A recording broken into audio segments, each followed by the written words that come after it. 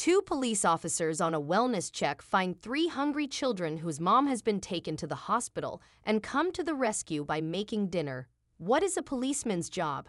Chasing robbers? Catching serial killers like in all the cop shows? Sometimes, a policeman's job has very little to do with car chases and handcuffs and a lot to do with spaghetti bolognese.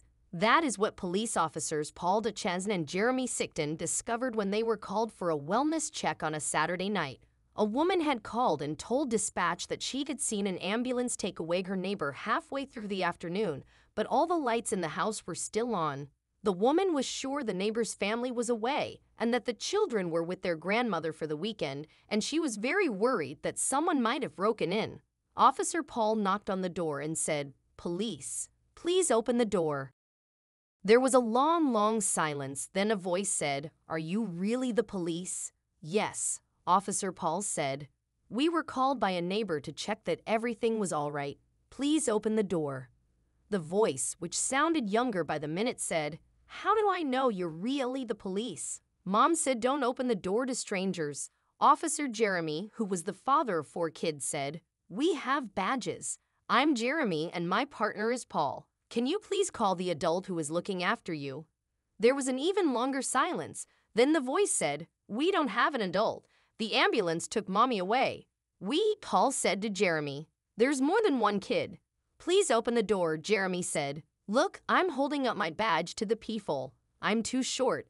The voice on the other side said, "I can't reach the peephole without a bench. Hold on." There were sounds of little feet running, then a strange scraping sound. "I'm looking," the voice said, so Jeremy held up his badge again. "Och, I'm opening the door." Another scraping sound told the officers the kid had dragged the bench out of the way. Then the door opened cautiously. A 6-year-old was standing there in jeans and a dirty t-shirt. "Hi," Paul said gently and hunkered down to be on the kid's level. "I'm Paul. What's your name?" "I'm Anna," she said. "Who's that?" The kid pointed a sticky finger at Jeremy. "That's my partner. He's a police officer too. His name is Jeremy. So tell me, Anna, how come you're alone?" "I'm not alone," Anna said scornfully. "Brady and Jolena are with me." "How old are Brady and Jolena?" asked Jeremy gently. "Brady is 3 and Jolena is 2, Anna said. "I'm the oldest. The neighbor said your mom was taken to the hospital," Paul said. "Where's your daddy?" "Daddy works on a rig," Anna explained, "but he only comes back next month." "Brady is 3 and Jolena is 2, Anna said. "I'm the oldest." "The neighbor said your mom was taken to the hospital," Paul said. "Where's your daddy?" "Daddy works on a rig," Anna explained, "but he only comes back next month." "Aren't you supposed to be with your grandmother?" asked Paul, remembering what the neighbor had said. "She brought us back this morning," Anna said, "and Mom was so happy to see us. But then she fell and hurt herself."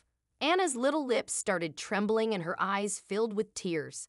"Brady and Jolena are hungry, so I gave them peanut butter," she said. "But we are so hungry." Jeremy and Paul looked at each other. "Didn't the paramedics, the ambulance guys, know you were here?" Paul asked. "They just left you here?" "After Mommy fell, I called 911 and left the door open," Ann said. "Then I sat by Mommy, but she was really quiet and wouldn't open her eyes. Then these men came, and we hid in the pantry." "You hid from the paramedics?" Jeremy asked. "But why, Ann? They would have sent someone to look after you." Ann shrugged and looked away. "This one little girl in my class," she whispered. "Her mommy was sick, and they took her away and they never let her see her mommy again." "That is not going to happen," Paul said firmly. "We will call your grandmother and she'll take care of you." Ann looked relieved. "Do you think you can make us some food?" she asked. "I'm so hungry. Let's see what we can do," Jeremy said. The two men followed Anna into the kitchen where Brady and Jolena were eating peanut butter out of a jar with the same spoon. Both kids were covered with peanut butter, and Jolena's blonde curls were plastered to her forehead. "Oh my," Paul said. "First thing to do is to go wash up." "Anna," Jeremy said, "how about the 4 of us go to the washroom and you all wash your hands and faces? Jolena needs a clean diaper," Anna said, and Paul turned pale. "I don't know how to do that," he cried. "I can do it," Anna said proudly, "but I can't get the sticky bit to stick so the diaper stays on." While Jeremy took Brady into the bathroom to clean up, Anna changed Jolena's sodden diaper and cleaned her with wet wipes, and then Paul fixed the tape. "There," Anna said triumphantly. "All done."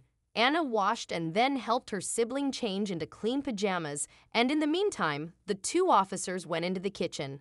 Right next to the wall phone was a list of emergency numbers. While Paul started calling the children's grandmother, Jeremy was inspecting the kitchen cupboards. He found a packet of spaghetti and a jar of bolognese sauce. "We're in business," he cried. Jeremy quickly washed the dirty dishes in the sink and put a big saucepan with pasta on the boil and started heating the sauce. Paul came back looking worried. "The grandmother is on the way," he said, "but she will be at least 3 hours."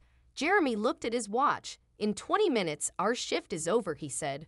"I can't leave these kids, Paul, but you go home." "No," Paul said firmly. "I'm staying too." While Jeremy cooked dinner, Paul tidied up the kitchen and the house. He sat with the 3 children and played with them. Then Jeremy said, "Dinner's on." The children and Paul walked into the kitchen to find the table set and a big dish of steaming spaghetti and sauce. Jeremy served the kids, tied napkins around their necks, and invited them to dig in. And dig in they did. It was obvious to the 2 policemen that the kids were starving.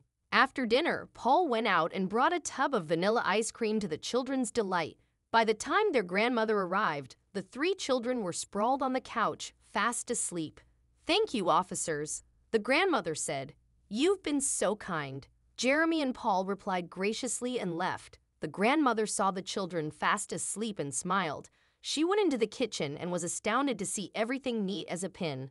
The officers had cleaned everything and washed the dishes and pots and pans. The next day, she came to the squad with Anna, Brady, and Jolena in tow. In her hand, she carried a huge sweet potato pie. She asked for officers Paul and Jeremy. The 2 men blushed when they saw the grandmother. In front of everyone, she said, "I'm so grateful to you too.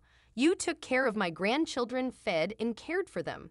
As far as I am concerned, cooking and diaper changes are beyond the call of duty." What can we learn from this story?